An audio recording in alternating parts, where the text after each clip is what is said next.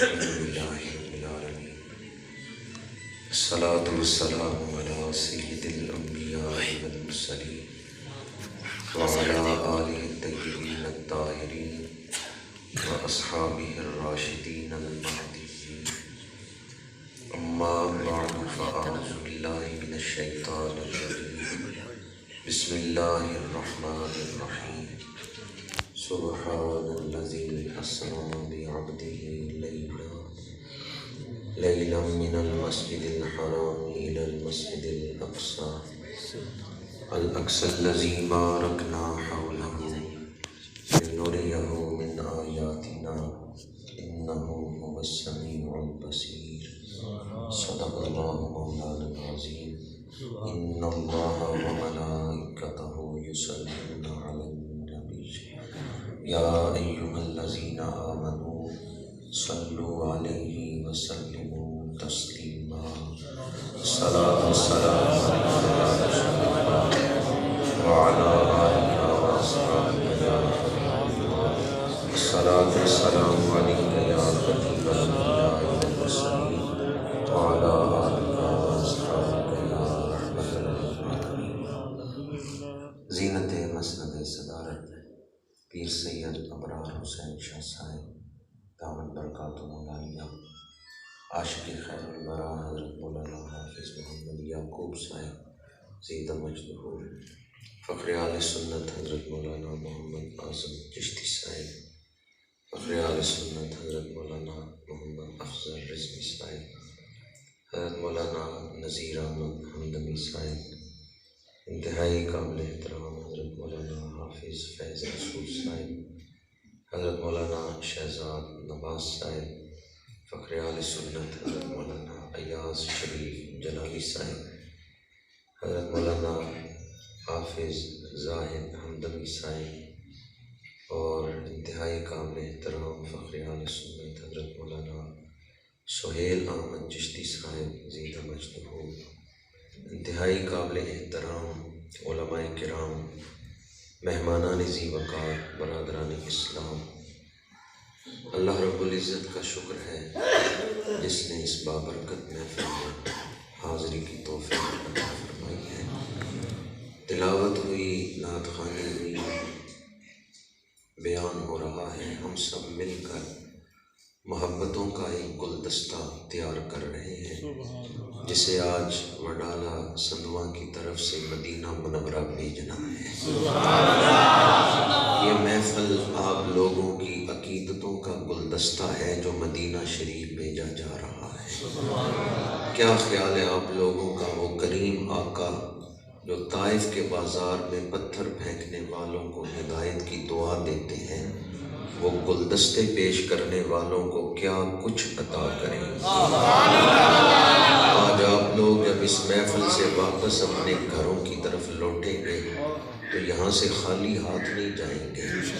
آج اس محفل میں شامل ہو کر ہمیں اپنے گناہ بخشوانے کا ایک موقع مل گیا ہے، اپنی قسمت سنوارنے کا ایک موقع مل گیا ہے۔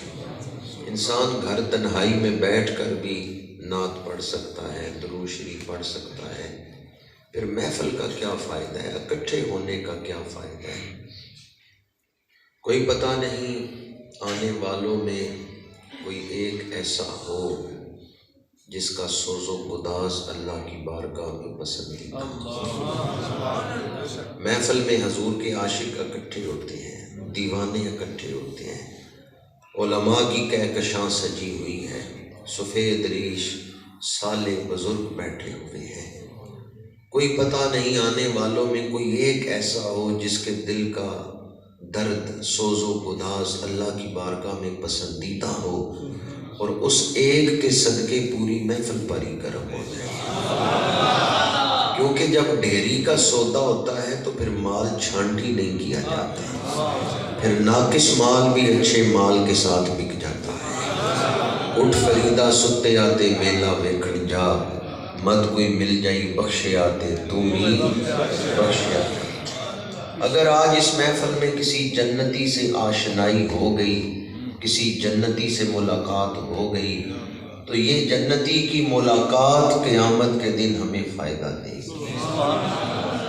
آپ لوگ جانتے ہیں یہ سالانہ محفل عاشق خیر الورا حاجی عبدالرزاق صاحب انتہائی عقیدت و احترام تو اس کو احتشام کے ساتھ اپنے والدین مرحومین کے اصال ثواب کے لیے منعقد کرتے ہیں۔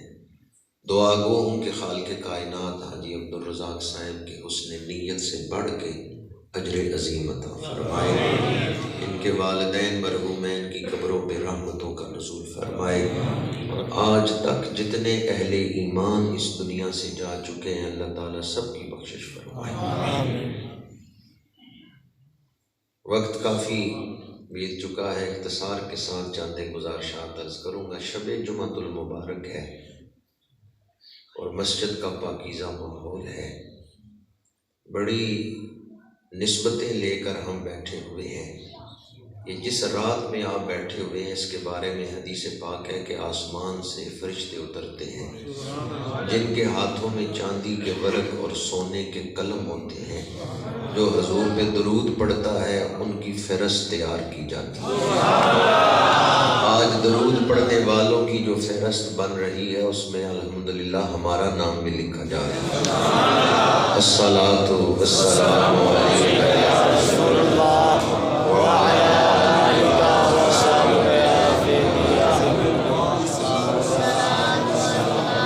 جتنی جلدی پانی آگ کو نہیں بجھاتا جتنی جلدی درود گناہوں کو مٹا دیتا۔ آپ لوگوں نے کپڑوں کو عطر لگایا ہوگا، ابھی محفل میں جانا ہے تو چلو عطر لگا لیں۔ جمعے والے دن نماز جمعہ پڑھنے آئے عطر لگا کے آتے ہیں۔ ایک عطر وہ ہے جو کپڑوں کو مہکاتا ہے اور درود وہ عطر ہے جو دل کو مہکاتا ہے۔ کپڑوں کو تو آپ نے عطر لگایا ہے، ذرا درود پڑھ کے اپنے دلوں پر بھی عطر لگا لیں۔ الصلاۃ والسلام علیک یا رسول اللہ وعلی آلک واصحابہ۔ اس مہینے کی 27ویں رات اللہ کریم نے سید العالمین خاتم النبیین صلی اللہ علیہ وسلم کو معجزہ معراج عطا فرمایا۔ اللہ تعالیٰ نے انسانوں کی ہدایت کے لیے انبیاء کرام کو دنیا میں بھیجا۔ سب سے آخر میں ہمارے آقا کریم ختم نبوت کا تاج پہن کے تشریف لائے۔ ہر نبی نے یہ دعویٰ کیا، حضور سے پہلے جتنے نبی تشریف لائے ہر نبی کا یہ دعویٰ تھا کہ مجھے ماننے میں تمہاری نجات ہے۔ جب حضور تشریف لے آئے تو پہلے نبیوں کی کتابیں اور شریعتیں منسوخ ہو گئیں، اب قیامت تک حضور کا کلمہ ہی چلے گا۔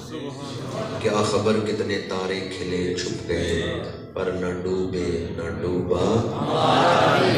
کچھ باتیں سارے نبیوں میں مشترک ہیں، ان میں ایک بات یہ ہے کہ ہر نبی نے یہ دعویٰ کیا ہے میری مانو گے تو نجات پاؤ گے، مجھے مانو گے تو نجات پاؤ گے۔ جس چیز کو میں کہہ دوں کہ یہ حلال ہے اسے اختیار کر لینا، جسے میں کہہ دوں کہ یہ حرام ہے اگر اس میں پڑو گے تو عذاب میں مبتلا ہو جاؤ گے۔ میں خود نہیں آیا، میں تمہارے خالق کا بھیجا ہوا ہے، میں اللہ کا پیغام تم تک پہنچا رہا ہوں۔ جس نے کائنات بنائی ہے میں اس کا پیغام تم تک پہنچا رہا ہوں۔ تمہاری نجات مجھے ماننے میں وابستہ ہے، منحصر ہے۔ اب یہ بہت بڑا دعویٰ ہے کہ مجھے نہیں مانو گے تو برباد ہو جاؤ گے، پر اللہ نے جن سے یہ دعویٰ کروایا نا انہیں ایسی نشانیاں بھی عطا کی ہیں کہ یہ سچا دعویٰ کر رہے ہیں۔ اللہ نے جن سے یہ دعویٰ کروایا کہ ہم خود نہیں آئے، ہم اللہ کے بھیجے ہوئے ہیں، اللہ نے انہیں ایسی نشانیاں عطا کی کہ وہ نشانیاں دکھا کر نبیوں نے وعدہ کیا دیکھو ہم اللہ کے بھیجے ہوئے ہیں۔ اس نشانی کو جو اللہ کی طرف سے لے کے نبی آئے، قرآن آیت کہتا ہے، آیات کہتا ہے، اور ہم اصطلاحی زبان میں معجزہ کہتے ہیں۔ معجزے کا لفظ نہیں قرآن میں آیا، ایک اصطلاحی لفظ ہے جس کے آگے عقل عاجز ہے، اسے معجزہ کہتے ہیں، لیکن قرآن نے معجزے کو آیات کہا ہے کہ نبی نشانیاں لے کے آئے کیا لے کے آئے؟ بادشاہ کی طرف سے نمائندہ آیا تو وہ نشانی لے کے آیا، جس نے نشانی دکھائی کہ دیکھو یہ بادشاہ کی مہر لگی ہے، دیکھو یہ بادشاہ کی ٹوپی ہے، دیکھو یہ بادشاہ کی انگوٹھی ہے، دیکھو یہ بادشاہ کی چادر میں لے کے آیا ہوں۔ یہ بادشاہ کی نشانی دکھا کے میں کہتا ہوں کہ جو بات میں کہہ رہا ہوں یہ بادشاہ کی طرف سے ہے۔ پہلے زمانے میں اس طرح ہوتا تھا کہ بادشاہ کسی کو اپنی انگوٹھی دے کے بھیجتا ہے، جاؤ عوام میں میری یہ بات پہنچاؤ، تو وہ نشانی دکھا کے بات کرتے تھے۔ مردے زندہ کرنا اللہ کی شان ہے، اللہ نے حضرت عیسیٰ کو یہ معجزہ عطا فرمایا ہے۔ اب مردے زندہ کر کے وہ کہتے ہیں جس کی شان ہے نا مردے زندہ کرنا، اس نے مجھے بھیجا ہے، اس لیے میں مردے زندہ کر رہا ہوں، اس نے مجھے یہ اذن بخشا۔ تو ہر نبی معجزے لے کے آیا، ہمارے آقا کریم صلی اللہ علیہ وآلہ وسلم سراپا معجزہ بن، اور اللہ تعالیٰ نے حضور کو بے شمار معجزات عطا فرمائے۔ حضور کا سب سے بڑا معجزہ کون سا ہے؟ حضور کا سب سے بڑا معجزہ قرآن پاک ہے۔ ہمارے آقا کریم کو جتنے معجزات ملے ہیں ان میں سب سے بڑا معجزہ قرآن پاک ہے۔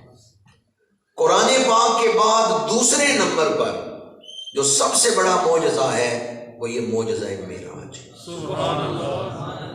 معجزات نبوی میں واقعہ معراج کی حیثیت کیا ہے کہ قرآن پاک کے بعد حضور کے تمام معجزات میں معجزہ معراج سب سے اعلیٰ معجزہ ہے۔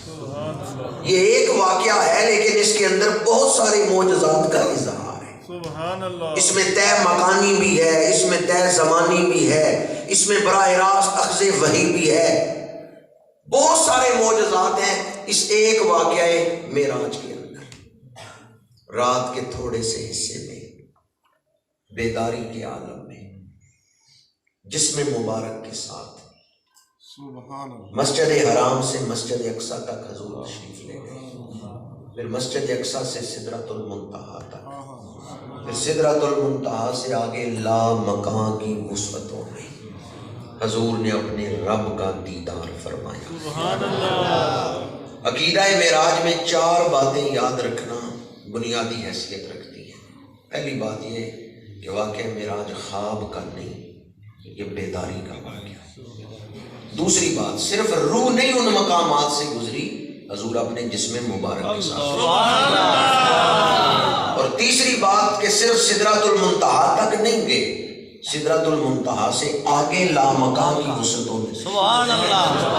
اور چوتھی بات یہ کہ اپنے رب کا دیدار فرمایا۔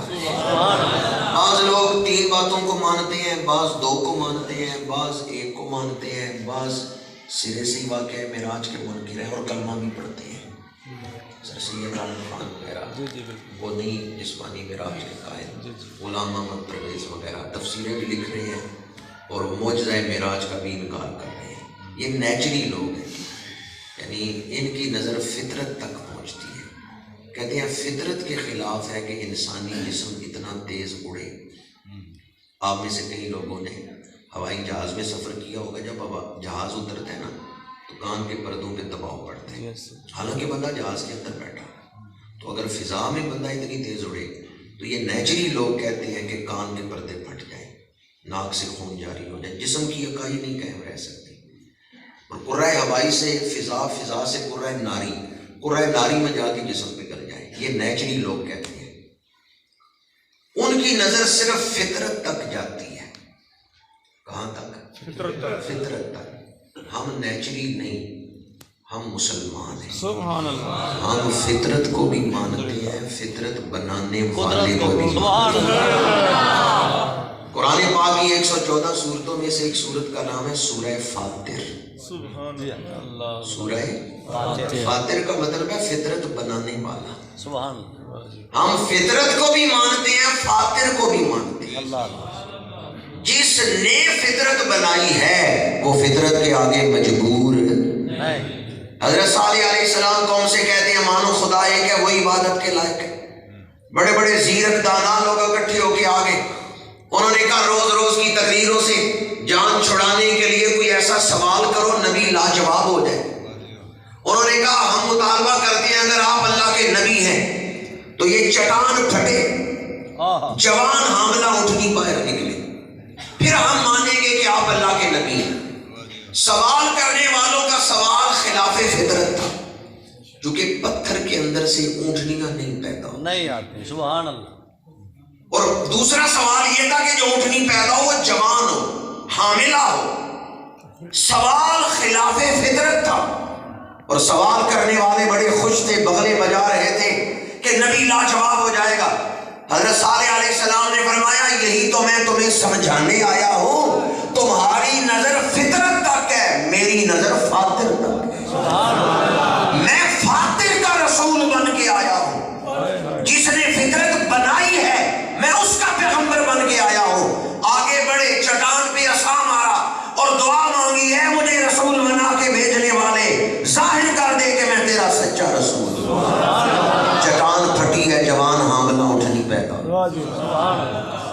اللہ نے فطرت کو بدل دیا ہے۔ قرآن پاک پڑھ کے دیکھیں، دوسرا پارہ، حضرت عزیر علیہ السلام 100 سال بعد اٹھے ہیں، 100 سال موت آئی رہی ہے، 100 سال بعد اٹھے ہیں۔ جو ناشتہ رکھا تھا وہ باسی نہیں ہوا، لم یتسنہ۔ سبحان اللہ۔ گدھا مر گیا، اس کی ہڈیاں مٹی میں مل گئی ہیں، جو حضرت عزیر علیہ السلام کی سواری ہے۔ گدھا مر گیا، ہڈیاں مٹی میں مل گئی ہیں، پر 100 سال پہلے ناشتہ جس حالت میں رکھا تھا 100 سال بعد اسی حالت میں ہے۔ سبحان اللہ۔ ذائقہ نہیں بدلا، باسی نہیں ہوا۔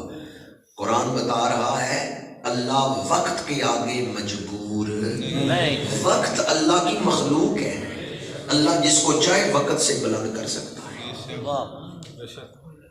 جو فاطر ہے وہ فطرت کو بدلنے کی قدرت رکھتا ہے، فاطر فطرت کے آگے مجبور نہیں۔ تیسری مثال دے رہا ہوں قرآن پاک سے، آگ کی فطرت ہے جلانا۔ نمرود نے خلیل اللہ کو آگ میں ڈالا، اس کی نظر فطرت تک تھی کہ جب جسم پہنچے گا آگ میں آگ جلا دے گی۔ اسے نہیں پتا تھا کہ جس نے آگ کی یہ فطرت بنائی ہے ابراہیم اس کے خلیل ہیں۔ سبحان اللہ۔ قلنا یا نار کونی بردم وسلام علی ابراہیم۔ اللہ نے آگ کی فطرت کو بدل دیا۔ تو جس رب نے خلیل اللہ کے لیے آگ کی فطرت کو بدلا، حضرت عزیر علیہ السلام کے لیے زمان کی فطرت کو بدلا، اسی رب نے شب معراج اپنے محبوب کے لیے زمان و مکان کی فطرت کو بدل دیا۔